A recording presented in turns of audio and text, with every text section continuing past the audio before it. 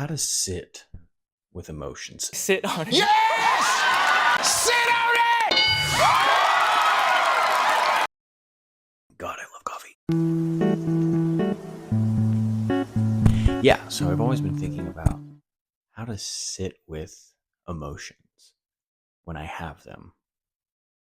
Because I read about it, I understand it in theory, I guess, which is like an emotion comes up, you allow it to stay there, and you sort of think about it, ask sort of probing yet compassionate questions. I am jumping the gun. Hi. Hello. Welcome to my channel. My name is Mitch. Happy Friday. That's when I'm filming this. So whenever you're watching this, happy Friday. Hey, I'm just a weekend warrior, dude. Yes, sitting with emotions. Because I get it in theory, right? An emotion comes up, I can sort of recognize it, acknowledge it, instead of doing something to immediately push it away. I then claim it, name it, and then work through it or ask questions around it. But I know, and people like, set a timer, 5 to 15 minutes of sort of processing that. But how, like, when that timer goes off, I don't know about you. If I set a timer for myself and I'm like allowing myself to really feel something, and then that timer goes off, I can't just be like, well, that was it. Great. All right, back to the day. And I know that there's a ebb and a flow and a balance to it where, of course, it's possible. Anything is possible, is what I continue to try to tell myself. Do you see me like moving all around? Like I can't sit still, like I can't get comfy? It's because I'm drinking coffee, right? So I'm thinking, oh, here it comes. I don't even think the issue is, for me, is the capacity to sit with it. It's languishing in it. This is also where I get hung up on all of the conversations around this, is that it becomes so ephemeral so quickly, so outside of the mind, or I try to make it so generalized so that I'm not talking about a specific emotion, so that it's applicable to whoever's watching. But through that generality, I get very distant from the thing, like the feeling or the experience that I'm trying to do. Okay, so I'll keep it specific. Grief, right? The issue for me, I think, is it's not allowing myself the capacity to feel that grief or that loss, but it's like the languishing in it. And maybe that's the the symbology, the number. What does it mean? Maybe that's the symptom or the signal that it's deeper set or more present in my life than I've ever really allowed myself to feel it before. So it's sort of like playing this emotional catch up or this emotional balancing out. So to experience it, I have to experience all of which I've denied before in this moment. So maybe that's why it feels like I'm languishing in it, or it just lasts forever and ever. But it doesn't. It does pass. But it feels like the times that it passes and then comes back are shorter and shorter. So, but maybe that's kind of the point. And this is also what I get frustrated about, in spite of all of this therapy, psychology, neuroplasticity. Not neuroplasticity, that was just a fun word to say. But the brain science of it all is that two people could be born at the exact same time in the exact same place and have the exact same upbringing, but they will still have different perceptions, because we're ultimately, each one of us is individually different. I don't know what you believe. I believe, each one of us is a physical embodiment of a greater collective of an experience. And so the duality of we are all connected and yet we're all having an individual experience. Drop in the comments below your belief about this. And so that duality, I think, is where friction for me lies, because I recognize that I am just a different version of the other person over there, and they're just a different version of me, and we're both the same thing. But then when that person is telling me, oh yeah, I did all this stuff and I do all these things that help me with my mental health, um, and then I do them and it doesn't work, I get pissed. It's going to be my turn to be healthy. Maybe the purpose of all of it is not even so much. So I'm a professional trained actor.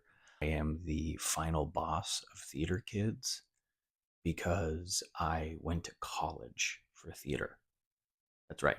I have a college degree for theater. In my studies, there's one particular person who's actually really cool, and I could do a whole other thing about him. The concept is called via negativa, right?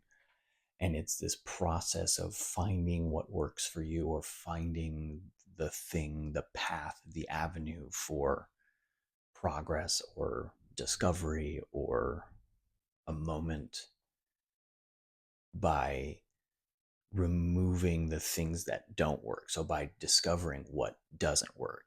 Because I don't know, maybe it's an old survival tactic or something much more biological, of how it's so much easier to understand what doesn't work, or understand that this is bad. And maybe that's why I can harbor in bad feelings so much easier than good feelings, because I know the to avoid the bad means I survive, you know? After a while, I just get really tired of things not working. And I know a lot of that is my own impatience with the process, and that expectation of immediate gratification, instantaneous, right? Such as us now in the world with these supercomputers in our pockets. I just don't take the time to have that sort of patience with the process, or patience with myself.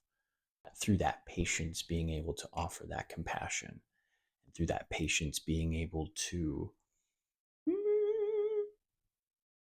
sit with it. Oh, no way. I don't write any of this. I want you to know. This is not pre-planned in any way. I think about what I want to talk about, um, sort of what I've been going through recently. The year is now. The time is then. Here you go. YouTube time. Begin. I don't write any of this stuff. So when I'm able to form a cogent thought and theory on a larger scale, feels good. Feels really good, not gonna lie. Patience is tough, It is. Patience is the promise of something beyond. I think we all want that promise. Whether you're an atheist or a believer or something in between or something entirely different, we all want that promise that what we believe is right. Because that's the sort of right, the believers the believers want to believe that there is this afterlife, and atheists want to believe that there's nothing left or nothing. So um and we all have that fear of being wrong. And how much of that really motivates us, motivates me to do something, to be wrong. There's always this, yeah, don't be afraid of failure. Don't be afraid to fail spectacularly. Inside of every failure is a lesson for your success. You can tell that I've spent many a time on motivational internet, but it still hurts. Failure still feels bad. And maybe that's also just me in the instant gratification of the moment of living in that temporary truth that Failure sucks. Failure's hard. Pressure makes diamonds. Like, I know an easy life is an unlived life, and a lived life is fuel. A lived life is fuel of trials and tribulations and overcoming those things. But I want to be in a world where I can complain. I'll still do it, still continue to learn, continue to grow, continue to be on my path. I feel like that one kid from the Magic School Bus who always wanted to stay home. Man. And that is even a response to my depression in this moment, or my depression in general. I talk about this all the time in therapy of like the realization of something so simple, like when it really hits or when it really finally locks in. I always feel so silly because it's so simple, right? Hindsight 2020, even in that instant of, oh my God, real, of course, it's this and that and this. I see the steps moving back. Yeah, just realizing that a lot of this complaining, a lot of this wanting to complain, wanting to, I knew I should have stayed home from school today. Like a lot of my desire to not engage and not put myself out there is just mental health, is just depression. And it's like, it's so, it's so silly. Ultimately, it's very powerful and very important and very real. So I'm not minimizing anyone's experience, especially those who have very debilitating forms and debilitating styles of depression. I'm privileged to experience it in a way where I can still have some semblance of executive function. So, um, for those of you who are truly struggling and truly have that difficulty even getting out of bed, if you are watching this right now and you're still here with me, thank you.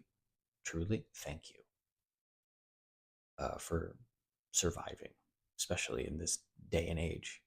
Survival is sometimes the only thing we can do. And it's like, it's silly, like, ooh, my brain is telling me that it's not a good day for me, or I'm not good, so I don't deserve this, or it's all in your mind, man, it's all in here. It make When I have those moments of realization, it does kind of make me laugh sardonically, I guess. Sometimes I'm going to use words that I have no idea what they mean, but I just have heard them in context.